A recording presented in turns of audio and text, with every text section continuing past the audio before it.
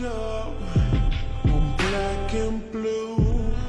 I'm built for all the abuse. I got secrets that nobody knows.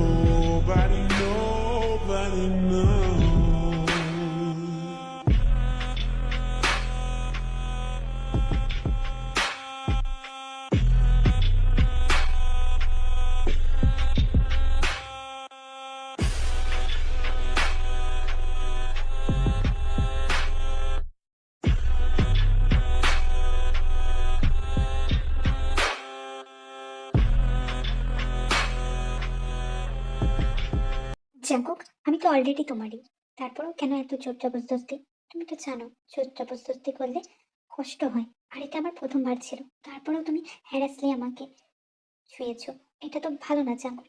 আর তুমি বলেছিলে আমি যদি ভার্জিন হই তুমি আমি বিয়ে করবে। এখন তো তুমি দেখিয়ে নিলে আমি পিওর। তুমি আমি বিয়ে করবে তো জাঙ্কুক? দেখো জাঙ্কুক, এরপর যদি তুমি আমি বিয়ে না করো তাহলে তো আমি এই সমাজে মুখ দেখাতে পারবো না। সবাই জানে না আমাদের সম্পর্কের ব্যাপারে। তুমি যেমনটা বলেছিলে অলরেডি, তুমি এখানে কাজ করো, তুমি আমার বস। আর তুমি আমার বস বলে অনেকে আমাকে অনেক রকম কথাবার্তা বলে, সন্দেহ করে। আমি তোমার একটা সাধারণ এমপ্লয়ি, তারা তো আর জানে না আমাদের সম্পর্কের কথাটা। তুমি প্লিজ ওদেরকে রিভেল করো আজকের পর থেকে। আমাদের সম্পর্কের একটা পূর্ণতা পাওয়ার দরকার। আমি তোমার কথা মতো সবকিছু করেছি, কিন্তু আমি তোমার কাছ থেকে এরকম ব্যবহারটা এক্সপেক্ট করিনি। I not feel good and satisfaction, কারণ তুমি আমার সাথে সবকিছু ফোর্সফুলি করেছো, আমার খুব ব্যথা দিয়েছো। কিন্তু এটা এরকম না হলেও পারতো জাঙ্কুক। তুমি আমাকে ব্যথা দিলে কেন? আমি তো বুঝতে পারছি না। আমাদের সম্পর্ক এত বছরের, তাহলে ফোর্সফুলি করার কি দরকার ছিল? তুমি তো আমার সাথে একটু জেন্টাল হতে পারতে। আমার গায়ে ক্ষত বিক্ষত করার মানে কি? আমাকে এরকম হার্ট করার মানে কি? আমার জায়গাটা ছিঁড়ে গেছে, বিচ্ছিরি হয়ে ছিঁড়ে গেছে জায়গাটা। তুমি তো পারলে একটু জেন্টাল হতে পারতে জাঙ্কুক। আমি তোমার কাছে এরকম এক্সপেকটেশন করিনি। তুমি যেমন বলেছো, যেভাবে বলেছো, আমি তোমার সমস্ত কথা শুনেছি, কিন্তু তুমি আমার জন্য একটু সফট হতে পারলে না? তোর জায়গাটা কোথায় তুই বলে যাচ্ছিস? তুই একটা এমপ্লয় বাস। আমার ইচ্ছা ছিল, তাই আজকে রাতটা সাক্ষী তুই হলি। আমার কাছে অনেকে আসতে চেয়েছে, কিন্তু তোর সুযোগ ভালো, তুই সেই চান্সটা পেয়েছিস। এই নে টাকা, আর এখান থেকে বেরিয়েছে। আর খবরদার আমার কাছে আসবি না, আমার মুখের সামনে আসবি না। ওটা একমাত্র অভিনয় ছিল ওটা একটা শুধু অভিনয় ছিল, যেটা তুই ডিসার্ভ করিস। তুই আমার অনেক সর্বনাশ করেছিস, আর এখন ভালো সেজে কোনো লাভ হবে না। তোর অতীতের কারণেই তোকে এতটা কষ্ট পেতে হচ্ছে। ওটা তো অভিনয় ছিল তোকে ভালোবাসার, আমি তোকে কোনোদিনও ভালোই বাসিনি। হ্যাঁ, আমাদের সম্পর্কটা একটা চ্যালেঞ্জ ছিল। আমি একটা চ্যালেঞ্জে নেমেছিলাম, সেই চ্যালেঞ্জের বসে আজকের রাতটা তোর সাথে হয়ে গেল। যাই হোক, ভালো পারফরমেন্স পেয়েছি। ফ্রেশ জিনিস ইউজ করতে ভালোই লাগে। আর তুই, কি বলবো, দারুণ দারুণ দারুণ ভাবে আমাকে স্যাটিসফাই করেছিস। তাই টাকাগুলো দিয়ে দিলাম। আর অফিসে আসার দরকার নেই, এখন এখান থেকে বেরিয়ে যাবে। কারণ লিসার সাথে অলরেডি আমার বিয়ে ফিক্সড হয়ে গিয়েছে। তোকে তো একদিনের মজা হিসেবে নিতে চেয়েছিলাম, এক রাতের মজা, that's all, more than nothing. এক রাতের মজা হিসেবে আমি তোকে ব্যবহার করেছি। আর তুই কোনো রকম কিছু বললেও লোকজন বিশ্বাস করবে না, কারণ আমি এই অফিসের বস। তুই আমার নাম নিয়ে কিছু বললে সবাই তোকে আঙুল দেখাবে, তোর উপর কাদা ছিটাবে। তাই বেটার এটাই হবে, তুই এখান থেকে চলে যা। রাদার, তোর কোনো ধারণাও নেই আমি তোর সাথে কি করতে পারি। তুই কোনো অফিসে গিয়ে জবও পাবি না, কারণ আমার বাবার সম্পর্কে তোর জানা আছে। তাই ইন ফিউচারে তার ক্ষতি করার আগে 10 বার ভাববি। আমি আদতেই কি করেছি যার জন্য আপনি এরকম নোংরা খেলাটা খেললেন? একটা মেয়ের কাছে সব থেকে দামি হয় তার সতীত্ব। আপনাকে ভালোবেসে সেই জিনিসটা উপহার স্বরূপ দিয়েছিলাম। ভাবতে পারিনি যে আপনি বিশ্বাসঘাতকতা করবে। ভাবতে পারিনি আপনি এরকম আপনার কুৎসিত রূপটা আমাকে দেখাবেন। মুখ সামনে কথা বলবে, আর এই ঘর থেকে বেরিয়ে যাবে। টাকা দিয়েছি, করিয়ে নিয়ে যাবি তো যা, নাহলে এখান থেকে চলে যা। আমার সময় নষ্ট করিস না, যা হওয়ার হয়ে গিয়েছে। আর নতুন করে আমার তোকে কিছু বিশ্লেষণ করতে ভালো লাগছে না। I am not kind of move to explain you, I just need to peace. আমার আজ অনেক শান্তি লাগছে, তোকে এই অবস্থায় দেখে সত্যি খুব শান্তি লাগছে আমার। তুই এখন আসতে পারিস, আর এখানে কোনো রকম বাড়াবাড়ি করবি না। আপনার টাকা আমার লাগবে না, আমি চলে যাচ্ছি। আপনি যেটাকে এক রাতের মজা বলছেন, সেটা কোনোদিনও আপনার জীবনে ঘুম না কেড়ে নেওয়ার কারণ না হয়ে দাঁড়ায়, সাজা না হয়ে দাঁড়ায়। আপনি একদিন পস্তাবেন জাগ্গুক, আপনি একদিন পস্তাবেন।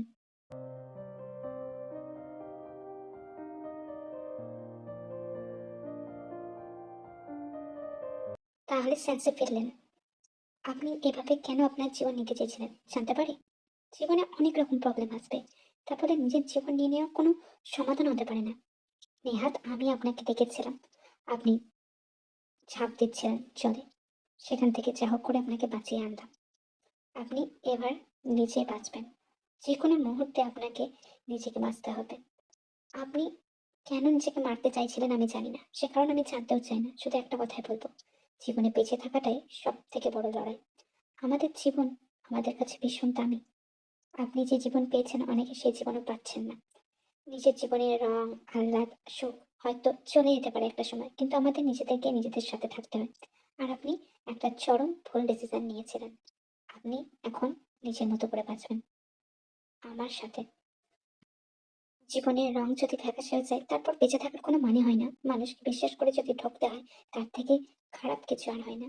আমি নিজে সবটুকু হারিয়ে ফেলেছি, আর বাঁচার কোনো মানে আমার কাছে নেই। কিন্তু আপনি যদি বলছেন, হ্যাঁ, সে চেষ্টা আমি করব, কিন্তু আমি এখানে ফ্রিতে থাকবো না। আপনি যেখানে কাজ করেন সেখানে কাজ করব, তারপর রোজগার করে আমি আপনার সাথে থাকবো ভালো বন্ধু হিসেবে। বিশ্বাস করতে পারবো, তার থেকে বেশি কিছু বলবেন না। এই জীবনে আর ভালোবাসা সম্ভব না, তা আবার অন্য কাউকে।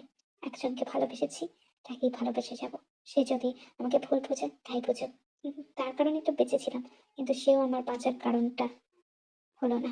সে আমাকে ফিরিয়ে দিল, দূরে সরিয়ে দিল, আমার সাথে বিশ্বাসঘাতকতা করলো। তার এক রাতের মজা আমি শুধু, আমার আর কিছু ভালো লাগছে না। আপনি হয়তো আমাকে জাজ করবেন, কিন্তু আমার কিছুই করার নেই। মেয়েদের জীবনটা সত্যিই অসহায়। কাউকে ভালোবেসে প্রমাণ দিতে গিয়ে নিজেকেই কষ্ট পেতে হয়। চাকু আদতেই একজন বোকা। বোকা না হলে তের কথা একবার বিশ্বাস করা যেতেই পারতো। পেটু চিমিনের সব থেকে কাছের বান্ধবী ছিল। সে কি কখনো ওকে মারতে পারে? আমি গুলিটা এমন ভাবেই ছুঁড়েছিলাম, সবাই ভেবেছিল তে মেরেছে।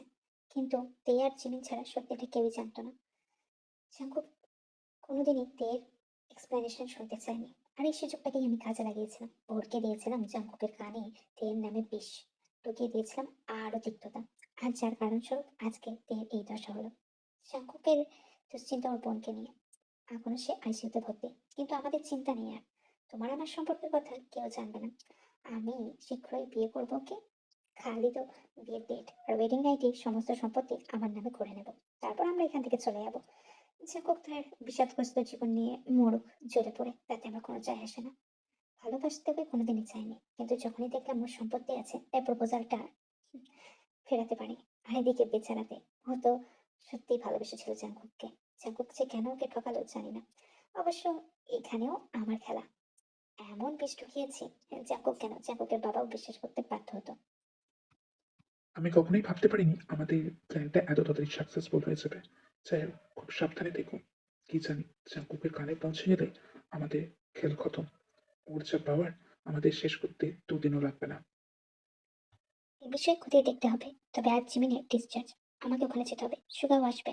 তারপর ওকে ছাড়িয়ে নিয়ে আমি এই বিষয়ে তদন্ত করব, ঠিক করব। তা ভাই, তেহের মতো ভালো মেয়ে হয় না। ও সবসময় আমার ভালোটাই চেয়ে এসেছে, আমার সবটাই কাছের বান্ধবী ছিল। তুমি কি করে ভাবলে যে ও আমাকে স্যুট করবে? আমি ভাবতেও পারছি না তুমি ওর সাথে এতটা নোংরা কাজ করেছো। আমি তোমাকে কোনোদিনও ক্ষমা করবো না ভাইয়া। তুমি না, আমার কিছু বলার আছে। প্রথমত তুমি এইমাত্র ডিসচার্জ পেয়েছো, তোমার শরীর এখনো উইক, তুমি উত্তপ্ত হয়ে পড়ো না।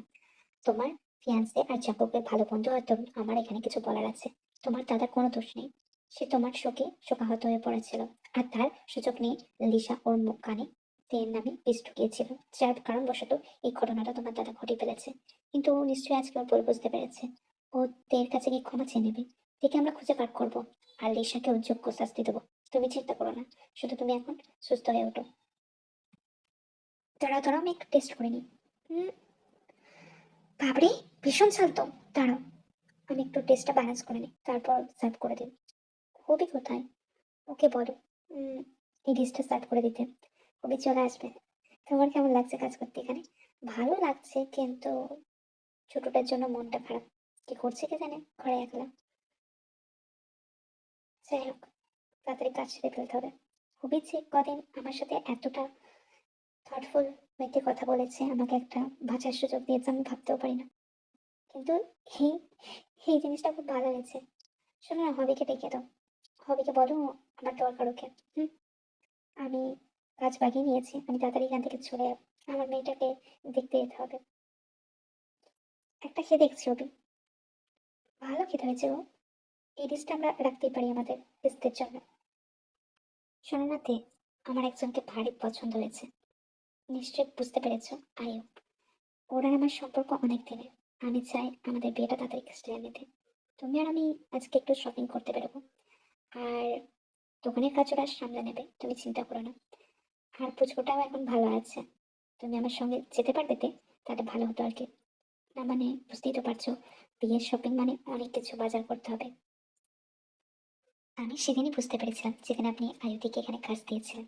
আপনার চোখের ভাষায় বলে দিচ্ছিল আপনি কতটা ওকে ভালোবাসেন।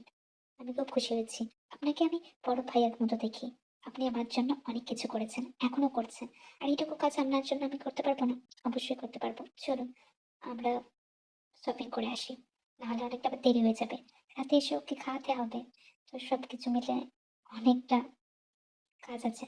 চলো যাওয়া যাক। মরতে তো তোমাকে হতোই লিসা, আজ মেরে তোমাকে আমার যে কি শান্তি লাগছে বলতে পারবো না। প্রথমত দেখে হারিয়েছি তোমার কারণে। হ্যাঁ, এতটা বোকা কি করে আমি হয়েছিলাম আমি জানি না।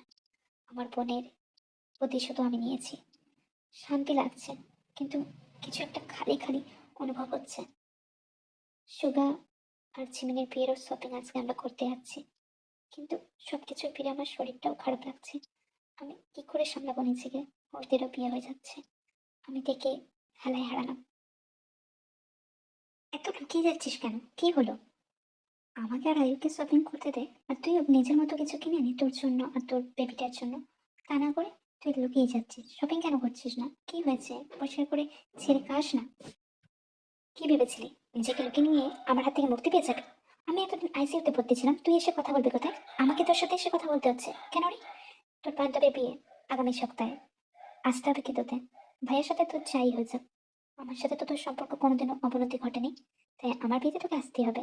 কিন্তু জিমিন, আমারও বিয়ে আছে ওই দিন। তোর বিয়ে? না মানে আমি যেখানে থাকি। আচ্ছা বাদ দে, তাহলে রিসেপশনের দিনই আসিস। আচ্ছা চেষ্টা করে দেখবো। আচ্ছা আসিস জানো। আচ্ছা ওই দিনই তাহলে কথা হবে। ফোন নাম্বারটা দে। আমার ফোন নাম্বার নিতে হবে না, নাহলে বলবো কি করে? আচ্ছা ঠিক আছে, এনে ফোন নাম্বার। থ্যাংক ইউ দে, আমাকে ভুল বুঝিস না। আমি জানি না তোর সাথে এত কিছু ঘটে গেছে। ওই শয়তান ছেলেটাকে একদম ক্ষমা করবি না, আমার ভাই বলে বলছি না। একটা ষাঁড়, কিচ্ছু জানে না, লিসার বুদ্ধিতে এত কিছু করছিল। এদিকে একটা বিজনেসম্যান, এত বড় সিও, তারপর এত রকম প্রতিপত্তি আছে, তবে একটা ষাঁড়। লিসা আর কাইকে মেরে ফেলেছে, ওই মেরেছে চুপ করে। যাই হোক, বাদ দে, যা করছে ও করুক। আর আমি খুব খুশি হয়েছি, ভাবতেও পারিনি আনএক্সপেক্টেডলি শপিং করতে এসে তোর সাথে দেখা হয়ে যাবে। যাস কিন্তু, আসছি আমি আজকে তাহলে। আচ্ছা আয়, বাই। হুম, দেখা হবে।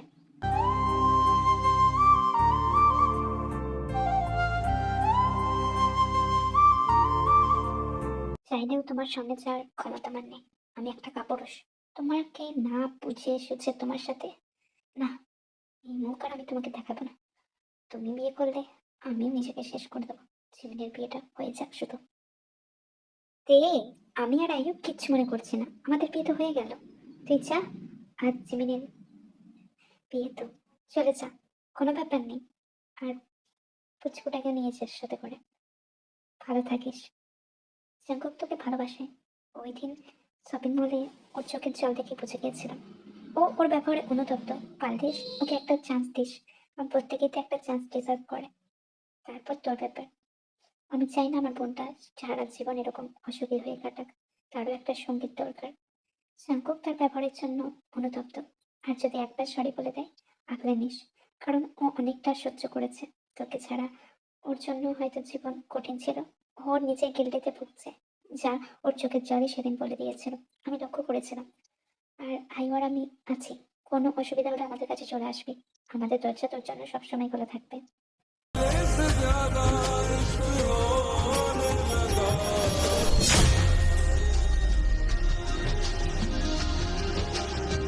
আমাদেরটা হয়ে গেল, এবার তোদের কবেরটা খাবো বলতো? তুই আর ভাই বিয়ে করছিস কবে? যদি আমি ভুল না বুঝি, এই বাচ্চাটাও আমার ভাইয়ের, তোদের সেই রাতে মিলনের ফল হয়তো। আমি চাই তুই আর দাদা তাড়াতাড়ি একটা সংসার বাঁধ। তা ভাইকে দেখছি না, ও যে কোথায় গেল, কাল থেকে বলছে ওর শরীরটা খারাপ, ঠিক মতো নিজের যত্নও নেয় না। তুই চলে যাওয়ার পর থেকে কেমন একটা এলোমেলো হয়ে গিয়েছিল। তারপর যখন জানতে পারলো লিসারই সব প্ল্যান, ওর আকাশ যেন ভেঙে পড়েছিল। তোদের সম্পর্ক অনেক দিনের ছিল, ভাইয়া বলেছিল সেসব কথা। ও লিসার জন্য কোনোদিনই ফিল করেনি। হ্যাঁ, ওকে হ্যাঁ বলেছিল ঠিক কথায়, কিন্তু ও তাই ভাবতো যে তোর প্রতি যে ফিলিংসটা ওটা ওর লিসার জন্য কেন গ্রো হচ্ছে না। ও তো তখন জানতো না যে তুই সঠিক মানুষ। এখন সবকিছু ভুল বুঝে মিটমাট করে তোরা দূরত্বটা কমিয়ে যদি একটু বিয়ে থা করিস, তবে আমাদের একটু ভালো লাগে। কিন্তু দা ভাইকে আগে খুঁজে দেখ না। আমি তো আজ ওয়েডিং নাইট, বুঝতেই পারছিস, আমি শুভের সাথে যাচ্ছি। আমার ভাইয়ের দায়িত্ব আমি তোর হাতে দিলাম। দে, ওকে খুঁজে বার কর, ও কোথায় দেখ। আমার খুব চিন্তা হচ্ছে, সকাল থেকে ওর শরীরটা খুব খারাপ। এমনিতেও ওকে অনেক রকম ইঞ্জেকশন নিতে হয়, ডাক্তারবাবু অনেক ওষুধ দিয়েছে।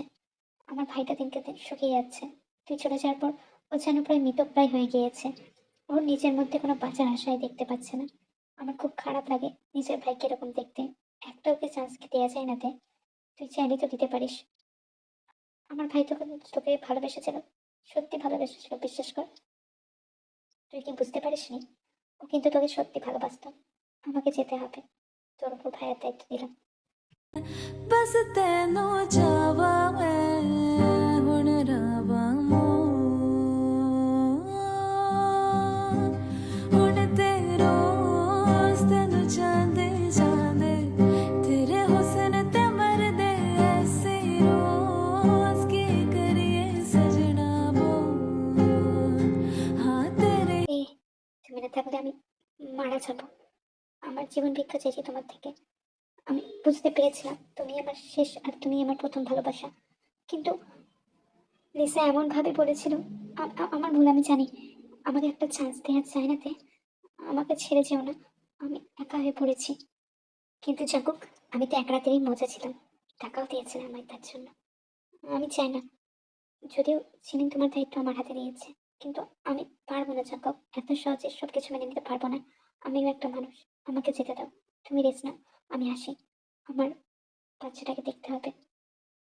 ओ साथिया साथिया साथिया साथिया তোমাকে আমি অতটা ভালোবাসতে পারিনি যতটা তুমি আমায় ভালোবেসেছিলে। আমি এটা স্বীকার করি। তবে একটা সুযোগ দাও, এরপর যদি তোমাকে আঘাত করি, তুমি আমাকে ছেড়ে চলে যাবে। আমি তোমাকে আটকাবো না, কিন্তু একটা সুযোগ আমি চাই, আমার জন্য চাই না, বেবির কারণে না, তোমাকে ভালোবাসি সেই কারণে, তোমাকে নিয়ে বাঁচতে চাই সেই কারণে।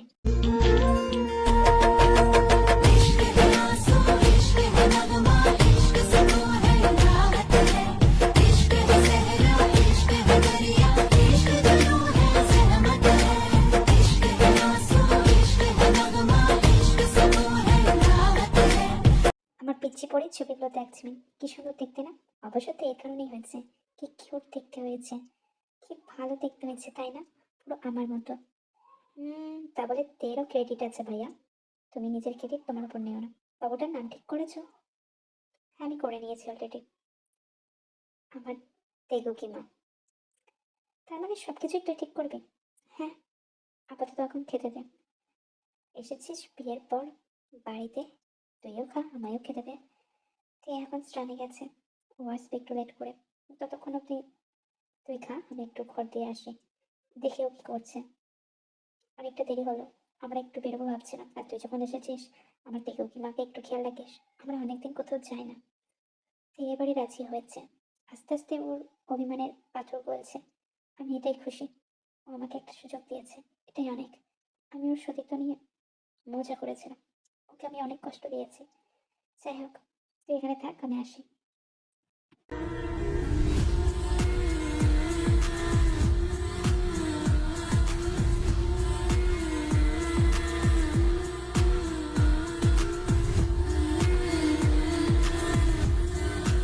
আপনি হুট করে ঘর ঢুকে এলেন কেন? একবার নক করার তো দরকার ছিল। আপনি ছাড়া এই রুমে এখন আমি থাকি, আপনি এখন আসতে পারেন, পরে আমি যাচ্ছি। অনেকদিন তো হলোতে, এভাবে আর কদিন। আমি আর নিজেকে আটকাতে পারছি না। আমার ছোট্ট বেবিটা তোমার আদর চাইছে, তো আমি আর নিজেকে কন্ট্রোল করে রাখতে পারছি না, বুঝতেই তো পারছো। তোমাকে এই অবস্থায় দেখার পর আমি কি করে নিজেকে সংযত করে রাখতে পারি? আই থিঙ্ক তুমি আমায় ক্ষমা করে দিয়েছো। তোমাকে একবার ছুতে দাও প্লিজ, নাহলে আমি মারা পড়বো। আমি নিজেকে কন্ট্রোল করে রাখতে পারছি না। আমাকে একবার ছুতে দাও প্লিজ। আমি কথা দিচ্ছি, এইবার আমি তোমাকে কোনো ব্যথা দেবো না। আদর করবো, ভীষণ আদর করবো তে।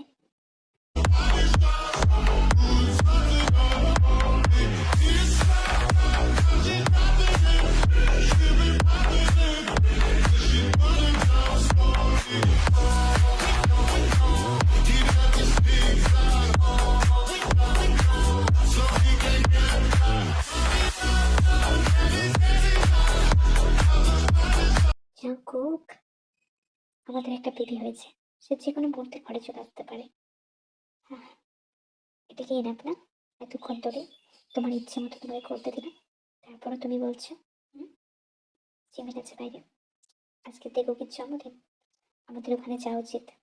তোমাকে তো তোমার মতো করে এনজয় করতে দিলাম, এবার আমার মেয়েকেও তো এনজয় করতে দিতে হবে, তাই না? তোমাকে তো মেনে নিয়েছি, তুমি তো সবটাই জানো, নতুন করে কিছু বলার নেই। আমি তো শুধুই তোমার। আবার রাতে নয়, জিমিনকে দিয়ে আমরা আমাদের রোম্যান্স কমপ্লিট করবো।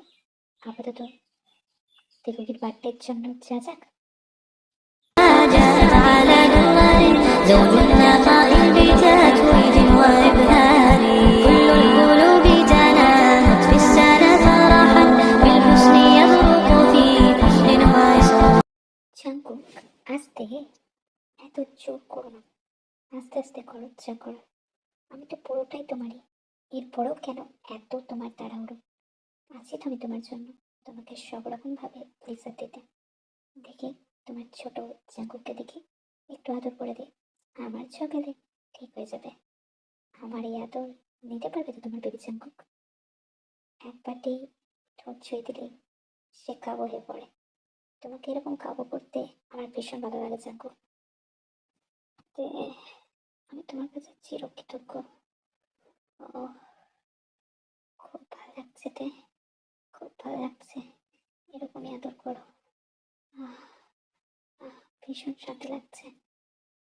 তেল নাশপাতি মুখে দিয়ে জাঙ্কুক আদরে আদরে ভরিয়ে দেয়। তে ছোট্ট বেবিটাকেও খুব সযত্নে আদর করে, নিজের জিভ দিয়ে ভিজিয়ে দেয় তার গোটা শরীর। তে সমস্ত রসে জাঙ্কুক মাখোমাখি হতে থাকে। তেকে বুকে আঁকলে নেয় এবং এক মধুর সময়ের সাক্ষী থাকে তারা।